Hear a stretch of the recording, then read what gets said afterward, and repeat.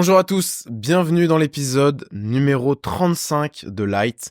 En ce lundi matin, je propose, comme d'habitude, qu'on passe un peu de temps ensemble, qu'on discute et qu'on débriefe des 5 grandes idées de la semaine, mais pas que.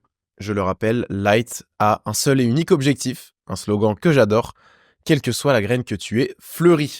Et donc, on essaye et on continue, tous ensemble, même si j'y contribue un tout petit peu plus, on va dire, mais c'est pas grand chose, tous ensemble d'aller dans cette direction. Pour cette semaine, je vous ai concocté 5 idées qui sont plutôt intéressantes à mon goût. En tout cas, j'espère que vous aurez quelque chose à en tirer, mais je n'en doute pas. Dans un premier temps, on va parler d'Arthur Schopenhauer et 3 leçons de vie que j'ai tirées de la lecture notamment de ce livre, Aphorismes et insultes, donc de Schopenhauer. Alors, il me semble que c'est pas lui qui l'a écrit, c'est plutôt quelqu'un qui a décidé un peu de condenser tout ce qu'il a dit. Et j'ai trouvé ça pas mal. Alors, à la base, je voulais acheter son livre le plus célèbre, qui s'intitule, il me semble, Le Monde comme volonté et représentation, quelque chose comme ça. Attendez, je l'ai écrit juste en bas pour pas dire de bêtises. Ouais, The World as Will and Representation, donc le monde, ouais, comme volonté et représentation. Sauf que je me suis rendu compte que c'était un pavé de plus de 1000 pages. Donc je me suis dit, bon, on va commencer déjà par lire ce truc. Bref, on parlera donc de Schopenhauer, parce que c'est un philosophe, ces derniers temps, qui est venu à moi, et donc j'ai eu envie de l'étudier un peu plus en profondeur. En 2, je vous parlerai du banquet, donc de la session 1, c'est-à-dire le club de lecture que j'ai décidé de créer. Ça s'est déroulé hier dans un café, c'était plutôt pas mal, et donc on débriefera et je vous en parlerai un petit peu sans trop rentrer non plus dans les détails. En 3, on verra le paradoxe du lâcher-prise, une idée qui me parle beaucoup. En 4, on verra de Mal Warrior Hypothesis, c'est un phénomène psychologique qui met en lumière les différences qu'ont lorsqu'ils essayent de rentrer en conflit, les hommes et les femmes. Et en 5, on verra le problème du trombone. Et on parlera pour la première fois, il me semble, sur ce podcast d'intelligence artificielle. Pas un sujet avec lequel je suis très familier, mais aujourd'hui, on va se permettre de l'effleurer. Avant qu'on passe au plan de semaine, j'ai 2 choses à dire. La première, c'est qu'il y a dans les gens qui écoutent ce podcast un musicien parce que vous savez, j'aime bien écouter du piano en ce moment, surtout quand je fais mes petites routines de mobilité, etc. Et il y a quelqu'un qui m'a envoyé ses compositions, en fait, parce qu'il s'avère qu'il est musicien, et j'ai écouté et j'ai beaucoup aimé, donc j'avais envie d'en parler, et je vous recommande d'aller y jeter une oreille. Il s'appelle Vulax, et le titre de ce qu'il a fait, c'est « J'ai fait une compilation ». C'est dispo sur Spotify, et c'est du piano, c'est vraiment très très beau. Deuxième chose dont j'ai envie de parler, c'est c'est toujours la même chose, c'est mon second cerveau, premier lien en bio. Il y a encore eu des nouvelles notes cette semaine, et il y en a toutes les semaines en ce moment, donc c'est plutôt pas mal. Je le rappelle pour ceux qui ne le savent pas, mais très brièvement, c'est le condensé de toutes mes notes. Il y en a plus de 700, peut-être que je pourrais dire 800, je sais même pas au courant.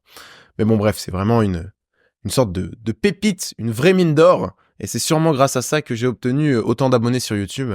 Donc si vous voulez la même chose, il y a une seule et unique méthode, c'est vraiment la seule, c'est d'acheter mon second cerveau. Ok, bon, on est parti sur le plan de semaine. Nous sommes le 20 janvier 2025, ce qui signifie que nous attaquons la 4e semaine, et on vient déjà de faire 3 semaines en 2025, ça passe plutôt rapidement. On commence par la downlist, j'ai fait 4 running et une séance de muscu. Alors en ce moment, je sais pas trop pourquoi, mais j'ai moins envie de faire de la muscu, mais vraiment beaucoup moins. Donc je me dis, c'est pas grave, je vais faire plein de running en fait. Enfin, je vais faire du sport un peu différemment. J'ai écrit comme je l'avais énoncé, comme je m'y étais engagé personnellement, 5 jours sur 7, plus de 30 minutes, au crayon cette fois. et pas sur l'ordi, ce qui est assez nouveau et je pourrais montrer à la caméra. Putain, on va voir ce qui est écrit. Je sais pas si j'ai envie de ça. Ah, ok, bon, je vais pas le faire. Mais bon, bref, tout ça pour dire que j'écris super mal. Et donc, c'est d'autant plus laborieux, mais je progresse. Il y a eu j'ai acheté une chaise de bureau qui est juste derrière moi là. Et pas, on le voit pas très bien, mais bon, bref, c'est un truc que j'ai un peu galéré. Il y a une nouvelle vidéo qui va sortir sur YouTube ce soir sur les distractions. Donc j'espère que vous allez aller la voir. J'ai déjà eu le commentaire selon lequel ouais, j'écoute le podcast, donc les vidéos YouTube, j'ai l'impression que c'est plus vraiment le cas. Ce que je comprends parce que on va dire que dans le podcast, je balance 80% de ce que je sais, de ce que j'ai l'impression de comprendre, etc. La vidéo YouTube a pour objectif de condenser un peu ces 80% et d'en tirer seulement 10 et d'en faire une vidéo. Mais bon, là, il y a quand même des trucs, à mon avis, qui semblent être pertinents. J'ai lu Schopenhauer, One Piece, la newsletter. J'ai une sorte de nouveau projet vidéo. J'aimerais bien aller sur un nouveau format, on verra bien. Le club de lecture, évidemment. Et un truc aussi que j'ai fait pour la première fois de ma vie, c'est que je suis allé chez une psychologue. Moi qui aspire à le devenir, et qui avait envie aussi de découvrir, bah j'ai fait un rendez-vous avec une femme, donc une psychologue, et ça s'est très très bien passé. J'ai vraiment beaucoup aimé, et je me suis rendu compte de la puissance que ça pouvait avoir, et surtout de la pertinence. Vraiment de la pertinence, c'est ça. Donc très très bien. Étant donné que, il faut savoir que ma mère elle est psy, et j'ai grandi dans cet environnement avec son cabinet, enfin je vois jamais vraiment les patients, mais des patients qui viennent, etc. Même si je crois qu'on n'a pas le droit d'utiliser le mot patient parce que c'est pas dans la médecine, bon bref. Mais être de l'autre côté du siège, ça j'avais jamais fait, donc c'était une bonne expérience. On saute amélioration, élimination, on va direct sur les KPI. C'est complètement fou parce que j'ai 48 minutes de temps d'écran. Je me demande franchement s'il y a un bug, parce que j'ai pas l'impression d'avoir passé moins de temps, mais en même temps pas plus.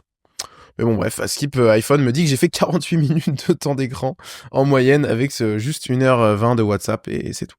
Bon après, je vais pas faire le mytho, j'ai passé du temps un peu sur YouTube cette semaine. Donc ça, c'est le temps d'écran téléphone et pas le temps d'écran ordinateur compris / réseaux sociaux et tout. Même si, est-ce que YouTube est un réseau? Ouais, on peut dire que YouTube est un réseau. Pour finir, les stratégies, les objectifs. Donc, continuer à écrire 30 minutes chaque jour, ça c'est très bien. Le podcast, la newsletter, faire mes 4 séances de sport, lire et résumer un nouveau livre. Et surtout, commencer à filmer des trucs pour le projet vidéo. Ça, vous verrez. Mais j'ai envie d'aller faire quelque chose d'un peu nouveau qui m'excite. Comme j'aurais pu le faire avant sur le format court, avec les plans en voix off, etc. Mais une sorte de vraie œuvre artistique, quoi.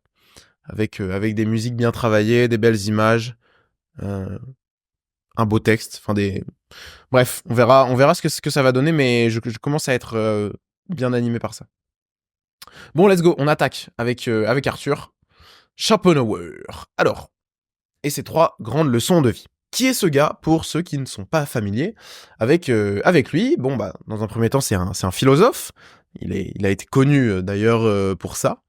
Philosophe allemand qui est né en 1788. S'il y a bien une chose qu'on sait de lui, c'est que Schopenhauer avait une vision assez pessimiste de la vie. Il a jamais été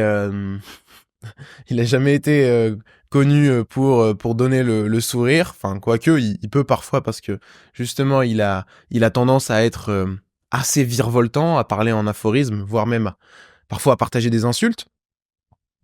Mais donc, voilà, vision assez pessimiste. Il a beaucoup influencé Freud ou encore Nietzsche par ses écrits. Son livre le plus connu, c'est donc, comme je vous l'ai dit, Le monde comme volonté et représentation. Et d'ailleurs, il explique qu'en fait, pour lui, le monde qu'on voit n'est pas le vrai monde, mais juste une représentation qu'on s'en fait.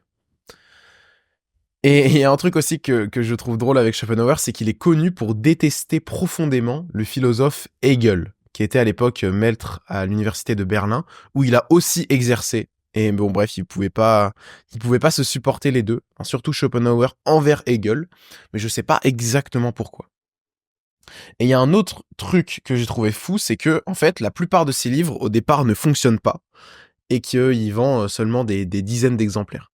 Et ça, c'est fou, sorte de bombe à retardement du succès. Tu as du mal à comprendre et à l'expliquer comment c'est possible. Et d'ailleurs, ça peut arriver aussi sur YouTube à une échelle de temps plus petite, mais tu fais une vidéo et genre le premier mois, ça marche normalement par rapport à ce que tu faisais précédemment. Et puis d'un coup, tu sais pas pourquoi, il peut y avoir une sorte d'explosion. Pour les livres, c'est un peu la même chose. Mais de son vivant, Schopenhauer n'a pas été vraiment si célèbre, quoi. Surtout au début, il a bien galéré. La première grande leçon de sagesse que j'ai tirée de lui, c'est que la vraie liberté s'acquiert dans la solitude. S'il y a bien un endroit dans lequel on peut être soi-même, Schopenhauer nous dit que c'est dans la solitude. Et celui qui n'aime pas la solitude n'aime pas la liberté, parce que c'est le seul moyen de le devenir. Il dit que plus nous sommes sociaux, plus moins nous pouvons développer nos capacités intellectuelles et se reconnecter à un peu notre essence. C'est marrant ça parce que Schopenhauer voit vraiment dans la relation à l'autre quelque chose qui viendrait presque nous contaminer. Et donc, il nous propose d'aller davantage vers des moments de solitude pour se reconnecter à soi et donc pour retrouver une forme de liberté, quoi. C'est-à-dire, en fait, quand t'es vraiment toi-même et que tu peux te permettre de l'être, là, tu touches à une forme de liberté et c'est une vision que je trouve intéressante. Il fait la distinction entre loneliness et solitude, donc ce qu'on pourrait dire en français la solitude et l'isolement, qui sont pas exactement les mêmes choses. L'isolement, c'est une personne qui aimerait avec les autres mais qui peut pas, alors que la solitude, c'est un choix consenti de se retirer un petit peu du groupe et de la vie avec les autres pendant un temps. Et c'est fou de voir à quel point Schopenhauer voue un culte à la solitude, au fait d'être seul, et il invite tout le monde à le faire. Et moi, perso, dans ma vie, j'ai eu, on va dire, les 20, enfin, peut-être pas les 20, mais les 18 premières années où j'ai quasiment connu aucun moment de solitude. Ce qui peut paraître assez fou d'ailleurs. Mais j'étais quand même toujours avec des gens stimulés dans des contextes sociaux très extravertis, dans l'extéroception en permanence, pour utiliser des termes de neuroscientifiques. Et avec les vidéos YouTube, avec la lecture, j'ai commencé à être davantage dans l'interoception, à avoir un peu plus de temps avec moi-même. Et je dois dire que ça m'a beaucoup apporté. J'irai peut-être pas aussi loin que Schopenhauer en disant que c'est un peu le seul moyen. Et il dit un truc sur le bonheur qui est assez fou, c'est le bonheur appartient à ceux qui se suffisent à eux-mêmes. En effet, toutes les sources extérieures du bonheur et du plaisir sont, de par leur nature, éminemment incertaines et équivoques, fugitives, aléatoires, partant, sujettes à s'épuiser facilement, même dans les circonstances les plus favorables, et c'est même inévitable, attendu que nous ne pouvons pas les avoir toujours sous la main. Et c'est drôle de voir que, en fait, il nourrit presque une aversion envers le bonheur, puisqu'il y voit une potentielle souffrance, pardon. Et donc pour lui, la souffrance et l'ennui, c'est le deuxième truc, c'est des maux de l'être humain qu'il faut combattre. Et pour ça, il trouve que la solitude, c'est pas mal, parce que ça permet de revenir à ce que Saint-Exupéry appellerait notre citadelle intérieure, ce truc un peu immuable enfin peut-être pas immuable, mais on va dire hermétique, qui est, qui est précieux et auquel on peut constamment se reconnecter pour éviter la souffrance. Mais je pense pas pour autant que, et c'est là où je pense que je rentrerai en dissonance avec lui, c'est que on a presque l'impression que Schopenhauer se protège de la souffrance parce que peut-être, je sais pas, il en a beaucoup vécu ou il en a peur, et donc il estime que tout ce qui pourrait provoquer du bonheur de l'extérieur viendrait aussi provoquer de la souffrance. Et donc il préfère l'éviter et se retirer un peu de tout ce jeu-là, quoi. C'est une sorte de match qu'un jour il a perdu et donc il veut plus y rejouer. Mais bon, bref, c'est vrai que dans la solitude, il y a quelque chose de, de très intéressant. Moi, je me rends compte notamment dans l'observation par rapport aux autres. il m'arrive souvent d'aller dans des cafés et d'être seul aujourd'hui, même au resto en fait. Je suis vraiment devenu très à l'aise avec ça d'ailleurs. Et simplement me contenter d'observer un peu ce qu'il y a autour de moi, d'écouter les conversations, etc. Ça me suffit amplement. Et c'est très intéressant d'ailleurs, comme quand on est un peu passionné de psychologie ou de sociologie, il y a forcément des trucs observables qui valent le coup. Et, et ce qui est fou, c'est que il y a pas longtemps, je suis allé dans un café, tout seul, en train d'écrire avec ce carnet, et il y a plein de moments où j'ai pas d'inspiration en fait. Et c'est drôle parce que il me suffit de tendre l'oreille, d'écouter un peu ce que disent les gens autour de moi, et bim, ça me fait rebondir sur des sujets où ça vient même me transmettre des messages. Parce que j'irai plus loin en disant que parfois, quand vous êtes seul et que vous laissez de la place à quelque chose, mais vous ne savez pas quoi, eh bien, il y a une sorte de magie qui opère. Et le monde extérieur vous envoie des signes. Et ça peut passer par l'intermédiaire des autres.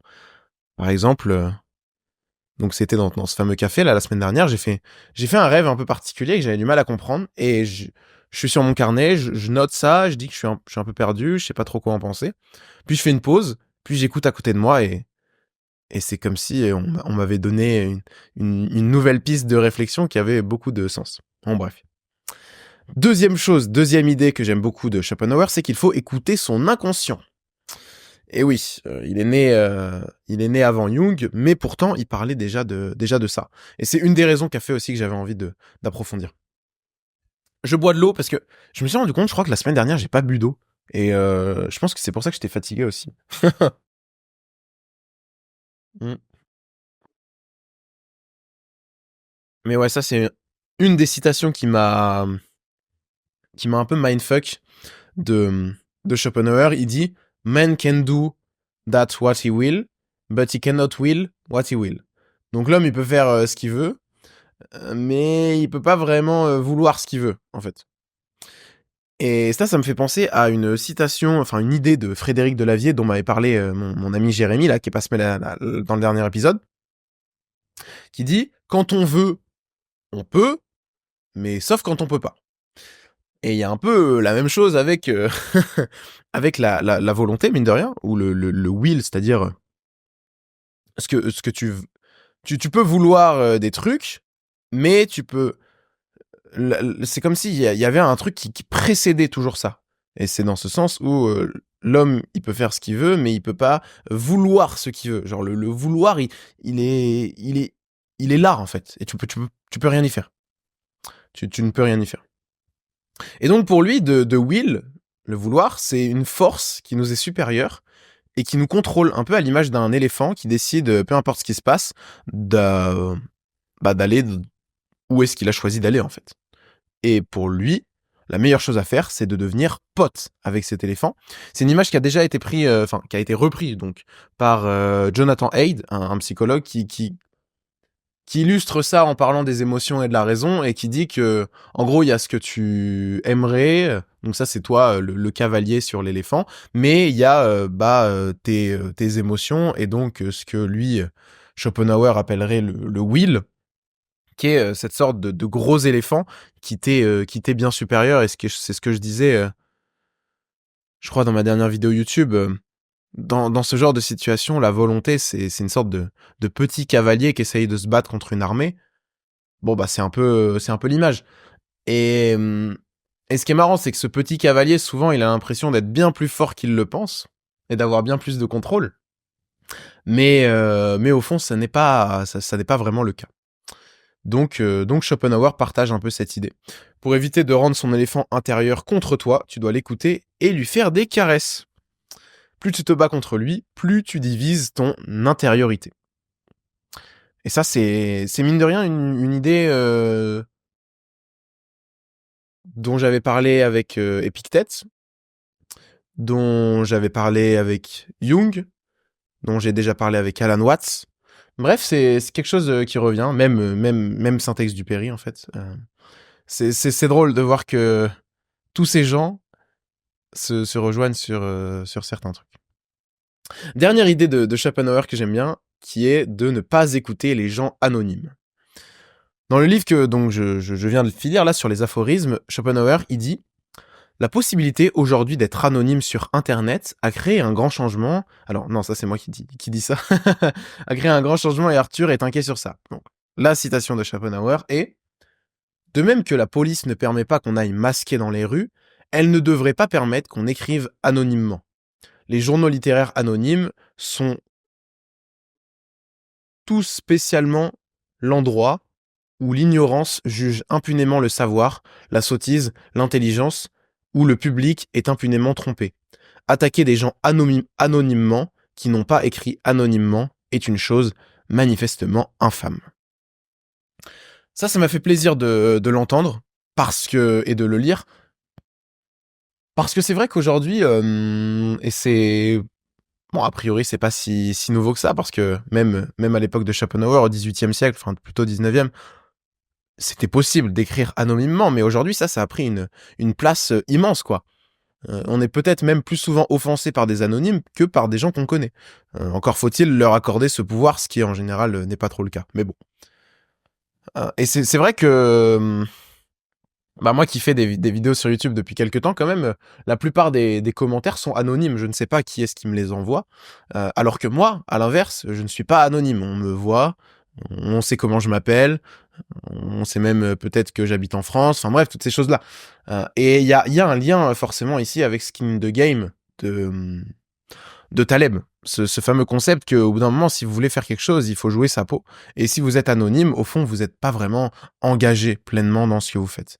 Et j'aime bien, je crois que j'en avais parlé la dernière fois, dans le code d'Hammurabi, il y a une règle qui est assez importante, qui fut gravée il y a 3800 ans à Babylone, qui dit que si un maçon construit une maison et que la maison s'effondre et tue le propriétaire, le maçon sera mis à mort. Donc ça, c'est vraiment pour mettre en lumière cette définition du skin in the game.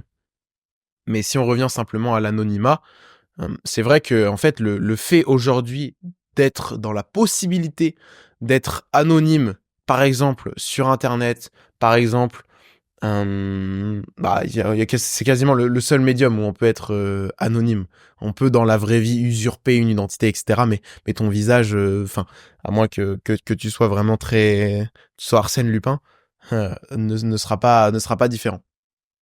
Et donc bref, n'écoutez pas les gens qui sont anonymes en fait, parce que c'est pas des gens qui sont prêts à se mouiller, et ils devraient pas avoir beaucoup d'importance à vos égards. Et ça, je pense que c'est important de le rappeler.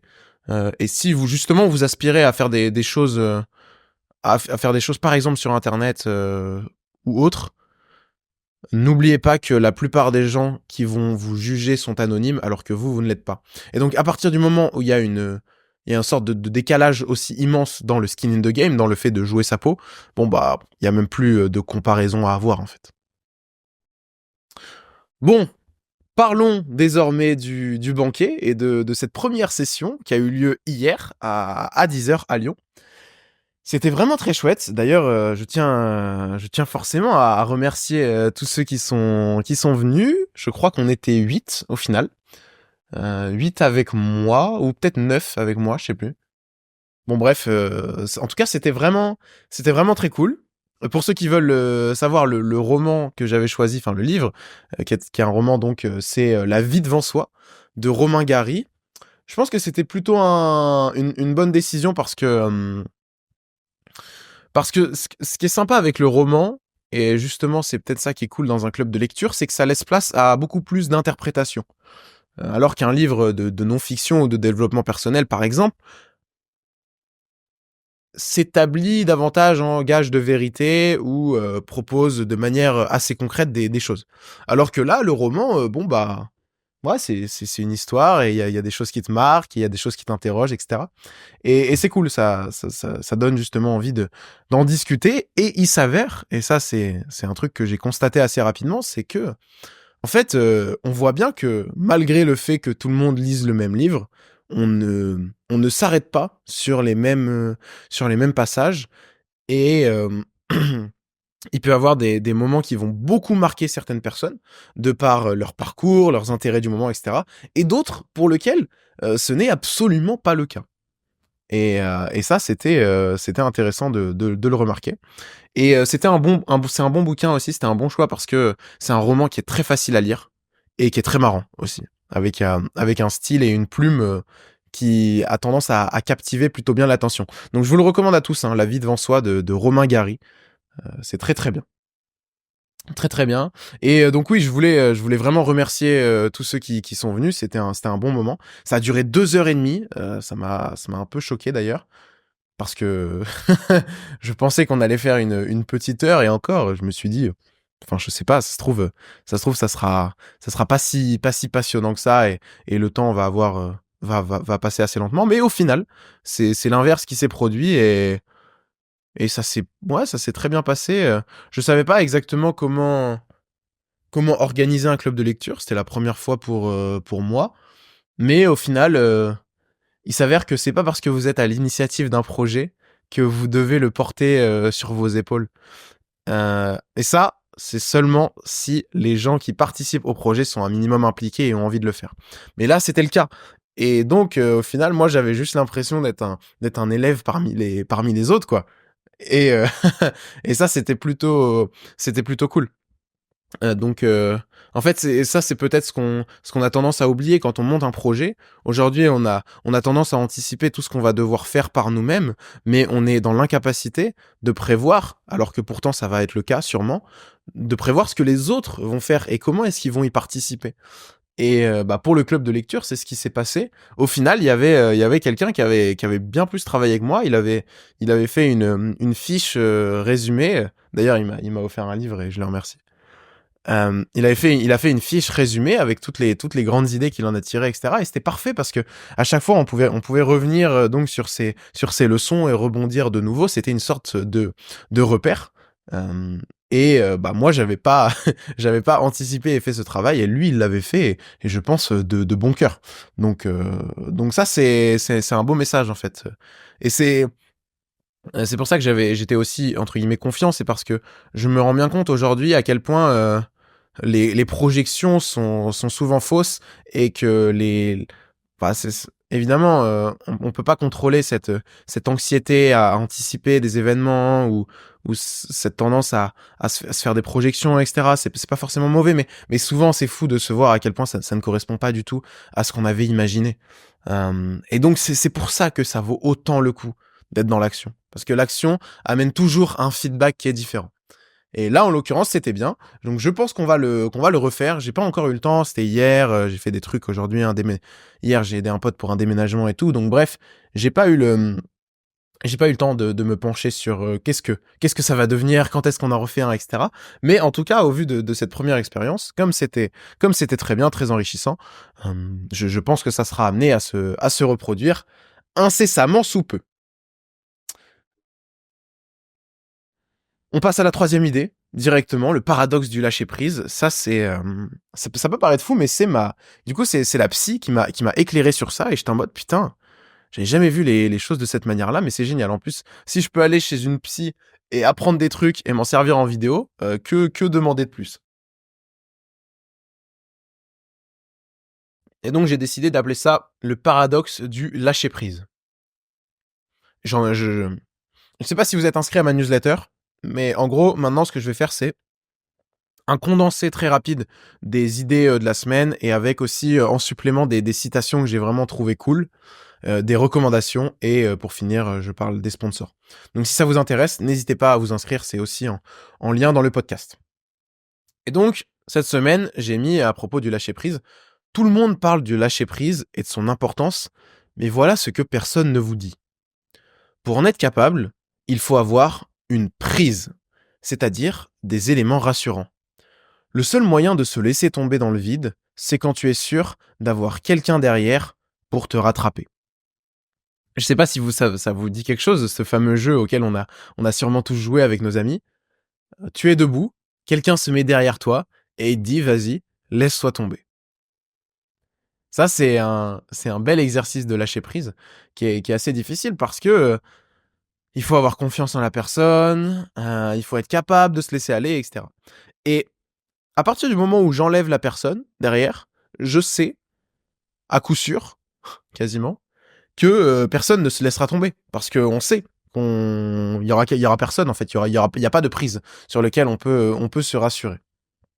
Et donc, tu peux être dans une posture de lâcher prise si et seulement si tu sais qu'il y a quelqu'un derrière de confiance qui va te rattraper. Et, et donc, c'est pour ça que l'injonction à dire constamment aux gens, ouais, il faut que tu apprennes à lâcher prise, il faut que tu sois moins dans le contrôle, machin, ce que je comprends très bien et ce qui, selon moi, a beaucoup de sens, souvent est voué à l'échec quand dans une situation, la personne n'a pas de prise sur laquelle elle peut se rattacher.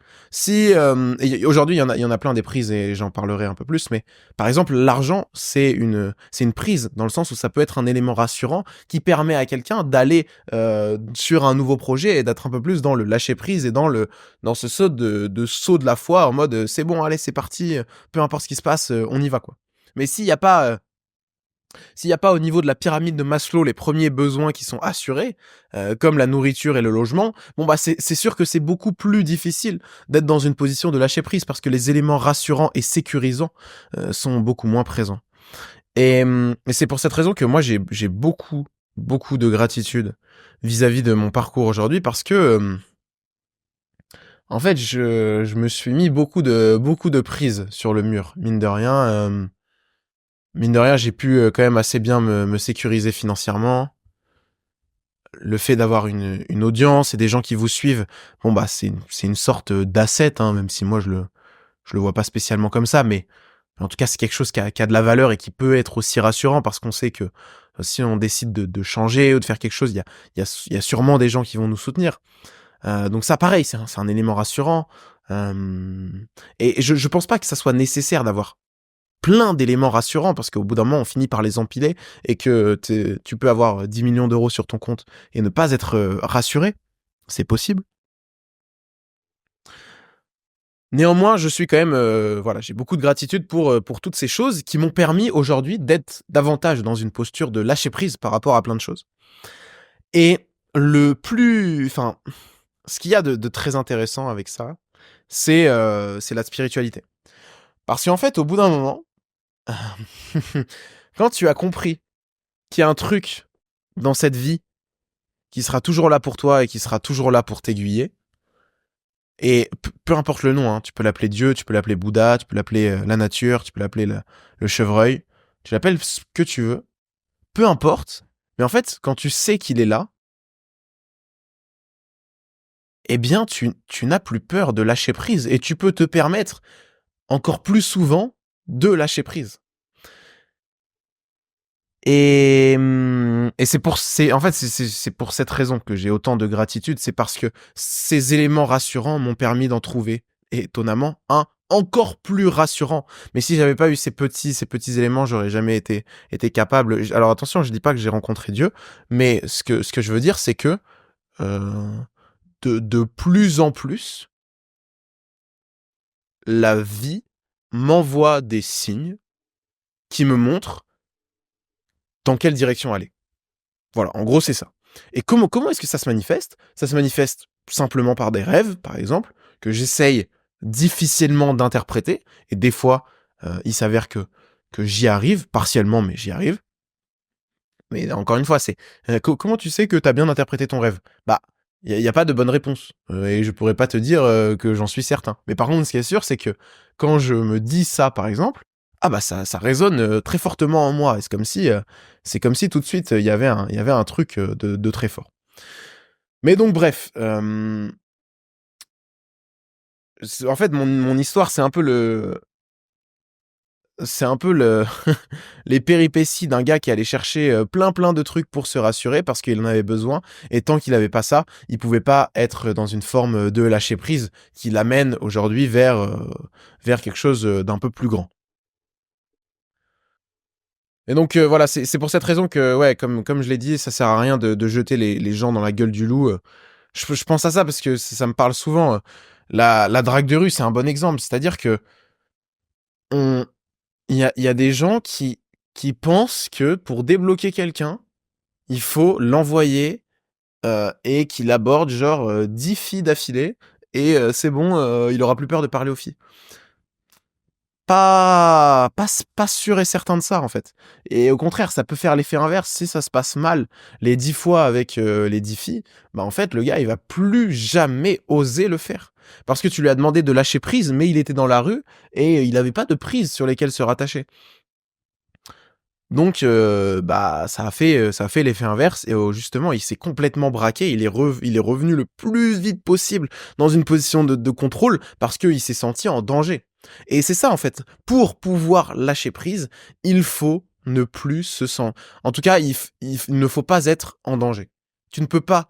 Quand tu es en danger, tu ne peux pas lâcher prise. Quand tu dors dans la savane, tu ne peux pas. C'est vrai que le sommeil, c'est un beau. C'est une très bonne illustration de qu'est-ce que ça signifie lâcher prise. Comment faire pour s'endormir? Bah, il faut être dans une situation dans laquelle tu te sens en sécurité. Donc, bah, c'est mieux s'il y a moins de bruit, c'est mieux si la température est plutôt correcte et qu'il fait pas très froid ou très chaud, parce que sinon ça signifie qu'il y a un danger. C'est mieux si t'as une couverture, par exemple, parce que t'as une sensation de protection. C'est mieux si t'es par exemple, t'as 2 ans, bah, que ta mère elle soit à côté. Bref, toutes ces choses-là. Donc comment est-ce que tu lâches prise? Comment est-ce que tu t'envoies dans le sommeil? Bah en ayant des éléments sécurisants. Et bah ça, vous pouvez l'appliquer à absolument tout dans votre vie. Ok, quatrième idée de Mal Warrior Hypothesis. Ça c'est un concept assez intéressant, plutôt psychologique pour le coup, ça change un peu. J'ai osé dire ça change un peu. Non, non, non, ça change pas beaucoup de d'habitude, ne vous en faites pas. Alors, cette hypothèse dit deux choses. Et alors, on parle d'hypothèse, mais il y a quand même beaucoup d'études hein, sur le sujet. Vous pouvez taper sur internet The Mile Warrior Hypothesis et vous verrez que bah il y a quand même pas mal de ressources. Je crois qu'il y a une étude d'ailleurs qui était dans voilà dans Nature. Il y en a une dans Nature, hein, donc c'est quand même un sujet assez sérieux. Nature, pour ceux qui savent pas, c'est en gros comment est-ce qu'on juge la pertinence des études scientifiques. On va regarder le comité de lecture. Et en fait, dans les études, il y a plusieurs échelons, une sorte de hiérarchie. Et on va dire que, bah, par exemple, Nature, Science, etc., Science, ce sont des revues avec des comités de lecture qui ont la meilleure note. C'est-à-dire que c'est les plus... en gros, ils sont considérés comme étant les plus rigoureux, etc. C'est pour ça que quand vous voyez une étude dans une revue prestigieuse, en général, c'est plutôt bon signe, parce que ça veut dire qu'elle a passé genre l'épreuve du gros comité de lecture, ce qui fait qu'ils ont vérifié qu'il n'y avait pas de conneries. Tchic, tchic, tchic. Alors, première hypothèse, au sein d'un groupe d'humains de même sexe, les conflits entre individus sont également répandus pour les deux sexes. Néanmoins, les conflits physiques se manifestent plus fréquemment chez les hommes, pardon, et les conflits, on va dire indirects, se manifestent davantage chez les femmes. Ensuite, deuxième leçon de cette hypothèse, enfin en tout cas de ce phénomène, c'est que les hommes ont moins de chances d'entrer en conflit dans leur groupe lorsqu'ils sont déjà en compétition avec un autre groupe. Et ça, c'est très intéressant. Alors, il y a des chercheurs qui se sont amusés à observer des enfants sur une aire de jeu et qui ont enregistré le nombre d'altercations physiques qu'il y avait en comparant par rapport aux deux sexes. Résultat, les garçons se bousculent et se battent beaucoup plus que les filles. Donc ça, on a tendance à dire que, en tout cas aujourd'hui, il y a une tendance à dire que c'est un phénomène de société et que non, les garçons, par exemple, ne sont pas plus violents que les filles. Mais bon là, il s'avère que quand même sur une aire de jeu, hein, ils sont déjà, ils sont plutôt jeunes quoi. Il y a plus d'altercations physiques entre les garçons. Néanmoins, ce qui est intéressant, c'est qu'en fait, lorsque les chercheurs ils élargissent leur définition de l'agression pour inclure l'agression verbale ou l'agression indirecte, comme genre les commérages, les rumeurs, etc., ils découvrent que les filles obtiennent de meilleurs résultats en matière d'agression indirecte et qu'il n'y a pas de différence de sexe, enfin entre les sexes, par rapport aux agressions verbales. Et donc ça, c'est un peu la conclusion à laquelle est arrivée cette étude, c'est que nous avons beaucoup plus de conflits physiques chez les hommes, Néanmoins, nous avons tout autant de conflits chez les deux sexes, mais c'est juste que chez les femmes, c'est beaucoup plus indirect. Donc, il y a... Ça, je trouve que c'est intéressant. Si on continue, il s'avère que... donc ça, c'est inspiré d'une newsletter que j'ai mis cette semaine dans ma newsletter, justement, en recommandation. Par contre, c'est en anglais. Donc apprends l'anglais, en fait. Comme ça, il y a plus de soucis. Mais non, en vrai, franchement, au pire, tu peux traduire aujourd'hui. C'est assez facile. Bref, une étude interculturelle sur 31 sociétés de chasseurs-cueilleurs a révélé que 64% de la population était engagée dans une guerre au moins une fois tous les 2 ans.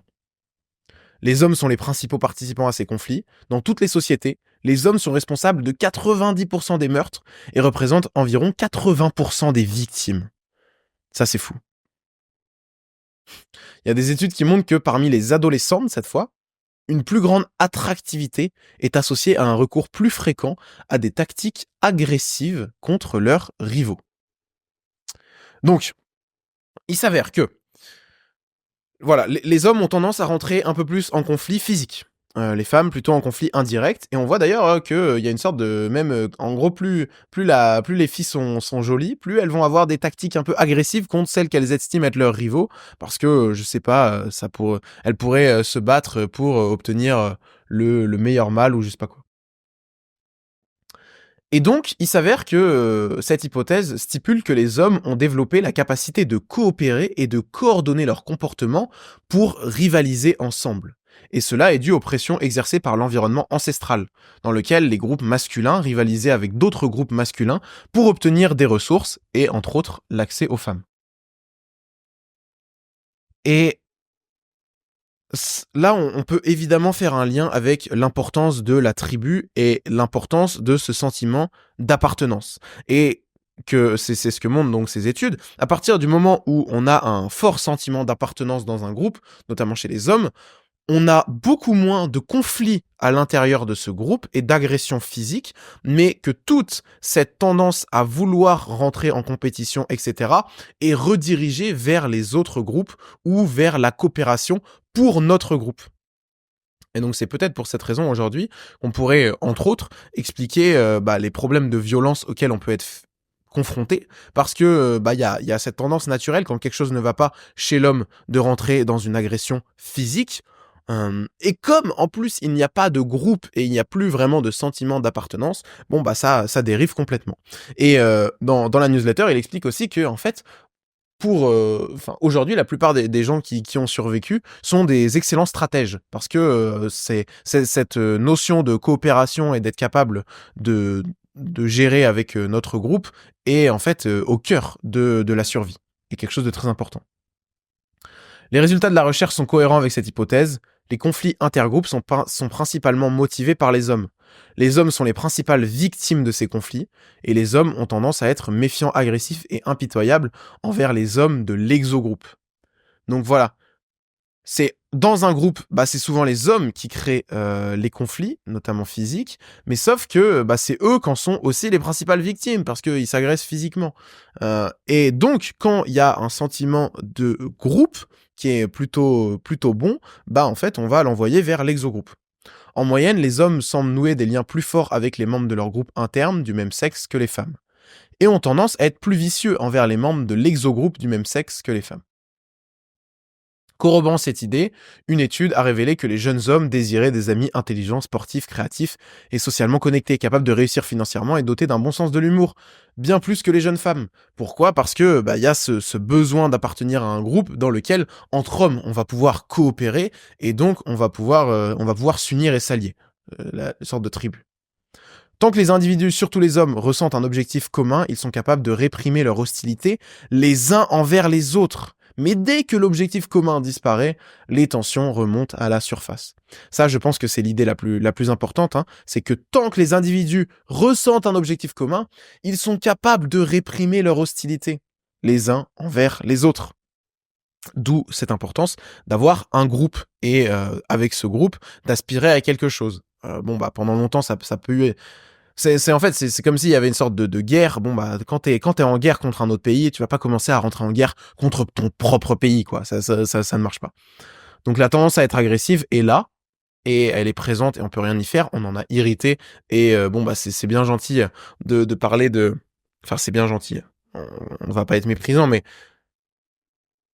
il y a dans nos gènes, parce que ça nous a permis de survivre, évidemment des tendances parfois à vouloir rentrer en conflit physique, notamment chez les hommes, parce que c'est comme ça qu'on a toujours fait, et c'est comme ça qu'on comprend aussi au bout d'un moment. Et donc ça, c'est là, en fait.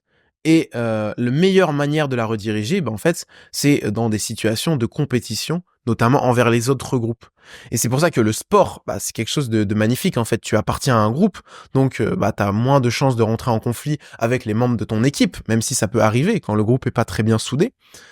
Et tu vas rediriger toute cette hostilité vers l'autre groupe en essayant, par exemple, de gagner le match de foot et de marquer. Hum, hum, hum. Ouais, je trouve ça intéressant. Mais donc, voilà, c'est ce que montre ça quand même, c'est que en fait, c'est pas un truc de société de dire que les hommes sont plus violents parce qu'on les a conditionnés, machin. Bon, voilà quoi, on s'avère que c'est quand même un peu plus profond que ça. Et moi surtout, ce que j'aime bien avec cette idée là, c'est ce qui touche à la notion, à l'importance de tribu et d'avoir un groupe d'appartenance. Ce qui est aujourd'hui assez dissous, mine de rien. Et ce qui tend un peu à disparaître. Mais bon, heureusement, c'est quand même on en est de plus en plus conscient, et peut-être que le banquet a été créé entre autres pour ça. Ok, dernière idée de la semaine, j'aimerais vous parler du problème du trombone. Alors, donc ça c'est, je sais pas, je pense que certains d'entre vous connaissent Ego, c'est une chaîne YouTube dont j'avais déjà entendu parler mais que je n'avais jamais écouté, pris le temps en tout cas d'écouter, et il s'avère que j'ai vraiment trouvé ça très bien. Et dedans, il expose un problème qui est celui-ci, donc le problème du trombone. Aujourd'hui, avec les IA et leur croissance exponentielle, on a un problème de taille qui est celui de l'alignement. En gros, donc pour illustrer ce propos, le philosophe Nick Bostrom, il prend l'exemple d'une entreprise de trombone. L'objectif est simple, produire le plus de trombones possible. Et c'est la mission qu'on va donner à l'IA. Donc pour montrer à quoi ça ressemble, il existe un jeu qui s'appelle Paperclip, où l'on voit que, en fait, très rapidement, l'IA, elle va prendre le contrôle, et elle va finir, bon ça mettra un peu de temps mais c'est ce à quoi on arrive, elle va finir par tuer les humains pour produire plus de trombones. Parce que mine de rien, en fait l'humain il est composé d'atomes, et avec ces atomes, nous on va pouvoir faire des trombones en fait. Et donc c'est plus rentable. Et comme notre objectif c'est de produire le plus de trombones possible, on va tuer des humains en fait. Et des exemples dans ce style, il y en a beaucoup, beaucoup avec les intelligences artificielles. Parce que c'est toujours très difficile d'aligner notre demande avec ce qu'on va obtenir. Par exemple, et ça, il en parle Ego dans sa vidéo, quand tu dis à une sorte d'araignée de faire le plus de sauts possible et de maximiser genre le temps qu'elle va passer au-dessus de 0,7 mm, je sais pas quoi, en gros, elle va pas sauter, mais l'araignée, elle va commencer à faire la roue. Parce qu'elle comprend qu'elle passe plus de temps en hauteur qu'en sautant. Parce que quand tu sautes, tu retournes en bas, puis tu reviens, tac, tac, tac. Et du coup, elle fait la roue, comme ça, elle est tout le temps quasiment à la hauteur nécessaire. Sauf que ça, c'est pas ce qu'on veut, en fait. Nous, on lui a dit, maximise, en gros, nous, on voulait qu'elle fasse que sauter. Mais au final, elle fait la roue. Mais parce que ça lui permet d'obtenir des meilleurs résultats. Et on est face à ce qu'on appelle le problème d'alignement. D'ailleurs, ce philosophe Nick Bostrom qui a parlé de ça, ça a l'air d'être quelqu'un de très intéressant. J'ai pas encore creusé, mais j'aimerais bien le faire. Il a notamment écrit un livre qui s'appelle Deep Utopia, que j'aimerais beaucoup lire. Je sais pas si ça en parle à certains d'entre vous. Un autre truc, donc justement par rapport aux IA, c'est qu'il y a des chercheurs qui ont montré que être un peu poli avec elles, ça permet d'avoir de meilleures réponses. Et ça, c'est fou. Moi, j'ai pas beaucoup utilisé les IA, mais quand j'étais amené à le faire avec ChatGPT, naturellement, j'ai pris l'habitude d'utiliser des formes de politesse. Genre, je disais, salut, machin, est-ce que tu peux faire ça, s'il te plaît, merci. Et en fait, c'est drôle de voir qu'on parle à ChatGPT comme si on parlait à un humain, alors que ça n'est pas un humain. Et tellement il s'en est rendu compte, ChatGPT, il a tendance à donner des meilleures réponses quand on utilise un peu de politesse. Donc ça, c'est un peu la grande inquiétude que beaucoup de gens, notamment les experts, ont par rapport aux IA, c'est ce problème d'alignement. C'est ce problème d'alignement, surtout que, en fait, l'IA c'est déjà le cas, devient une sorte de super intelligence, tellement, tellement puissante que face à elle, nous ne sommes, je sais pas si nous ne sommes rien, parce que pour moi, la forme, enfin la plus grande intelligence dont nous sommes dotés, elle se trouve à l'intérieur de nous, elle ne pourra jamais être,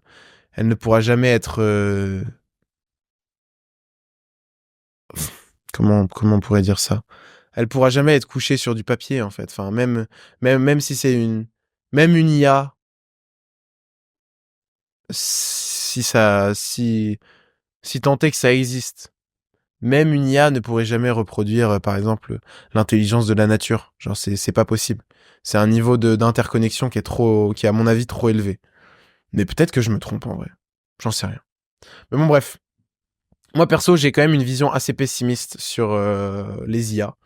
Déjà, je trouve parce que c'est le meilleur moyen de perdre confiance en sa capacité de raisonnement. J'ai un pote à moi qui s'appelle Mysterio Joe, qui fait de la séduction sur les réseaux. Et lui, il s'avère en fait que la plupart du temps, quand il tchatche avec une fille, il parle à ChatGPT, il lui dit voilà, cette fille, je l'ai croisée à tel endroit, on a dit ça, machin et tout. Est-ce que tu peux me concocter un message, tac. Et je lui dis mais pourquoi tu fais ça? Surtout que il était chez moi à ce moment-là et je lui dis pourquoi tu fais ça et regarde mec au final la réponse qu'il t'a donnée tu l'avais déjà trouvée. Tu l'avais déjà trouvée toi-même, tu me l'avais dit. Il dit ouais, je sais pas, comme ça au moins je suis sûr, machin et tout. Et en fait, c'est fou, on voit bien à quel point on cherche à se rassurer avec les IA et c'est le rôle qu'elles ont parce que c'est difficile d'être sûr de soi aujourd'hui, en tout cas d'essayer de faire la démarche avec sincérité. Et donc c'est sûr que en fait quand on est plus skin in the game d'une certaine manière et que c'est l'IA qui a choisi la réponse et c'est pas nous, c'est beaucoup plus simple de justifier un échec, hein. Bien sûr, bien sûr, bien sûr. Encore une fois, un problème de skin in the game. Et c'est souvent la même chose. Il y a une citation que j'aime bien par rapport à l'IA dont j'avais déjà parlé, il me semble, mais c'est une meuf qui dit, je sais plus c'est quoi son nom, je pourrais le retrouver. Bon bref, c'est pas grave. C'était un tweet que j'avais vu dans une newsletter. Hop. Ok, donc vous savez c'est quoi le plus gros problème avec les IA? La mauvaise direction. Je veux que l'IA fasse je veux que l'IA me fasse la lessive et la vaisselle pour que je puisse faire de l'art et de l'écriture, pas que l'IA fasse mon art et mon écriture pour que je puisse faire ma lessive et ma vaisselle. Et en fait, j'irais même plus loin en disant que même si l'IA faisait plutôt bien ta lessive et ta nourriture et machin, tu te rendrais vite compte que ça a pas tant d'intérêt, hein. Ça a pas tant d'intérêt. Il y a Cyprien qui a fait un très beau court-métrage sur ce sujet, je trouve, où il montre à quel point, en fait, il devient malheureux parce que l'IA fait ses vidéos, qu'il a plus besoin de son équipe, et donc il perd tous les moments de partage, etc. Bon, de toute façon, je trouve que c'est assez facile hein, de prédire, et c'est pour ça que moi, ça m'intéresse pas beaucoup, parce que je n'ai pas d'aspiration à travailler avec plus d'efficacité, avec plus d'efficience, comme j'en ai déjà parlé, hein. Pour moi, ça n'a plus beaucoup de sens et je veux mettre les efforts. Je veux galérer et laissez-moi dans ces processus qui sont beaux. En fait, voilà, c'est ça. Je parlais de ça pendant le club de lecture. Imaginez que la vie représente la Terre. Et aujourd'hui, c'est comme si on avait une tendance, notamment avec le développement personnel, à dire ok, moi je veux que l'île Maurice, par exemple. C'est-à-dire un endroit où il y a du soleil, où il y a machin, etc. Et donc ça, c'est bien, je peux le comprendre. Mais si je te posais la question, est-ce que... Alors, t'étais bien à l'île Maurice? Ouais, plutôt, ok. Est-ce que tu es prêt à conserver cette situation pour toute ta vie, mais tu n'as plus jamais le droit de partir de cette île? Ou est-ce que, bon, bah, tu vises l'incertitude, mais au moins tu vas pouvoir aller où tu veux? Eh bien, je pense que la plupart d'entre nous diraient qu'ils ont quand même envie d'aller où ils veulent. Sauf que, dans notre quotidien, on fait un peu l'inverse, en fait.